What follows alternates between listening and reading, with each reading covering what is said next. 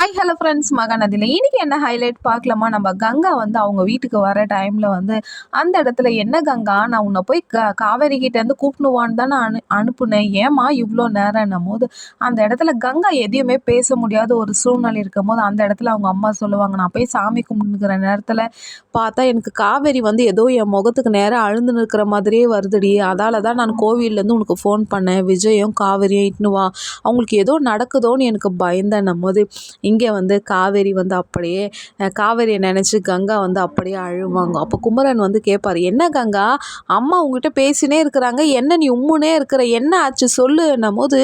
இல்லையே கங்கா அங்கே போக மாட்டாளே, எப்படியோ போயிருக்கிறாளே அத்தைன்னும் போது, இல்லை மாப்பிள்ள நான் தான் சொல்லி அனுப்பி வச்சேன்,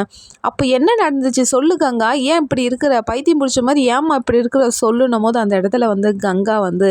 கங்கா யமுனா காவேரியோட அக்கா தங்கச்சியோட பாசத்தை வந்து அங்கே அழகாக காமிச்சிருக்கிறாங்கங்க. சூப்பராக இருந்துச்சு. அந்த இடத்துல கங்கா வந்து ஓன்னு தேம்பி தேம்பி அழும். அந்த இடத்துல அவங்க அம்மா சொல்லுவாங்க, என்னடி ஆச்சு, ஏன்டி இப்படி அழுவுற, ஏ கங்கா உனக்கு என்னடி ஆச்சுன்ட்டு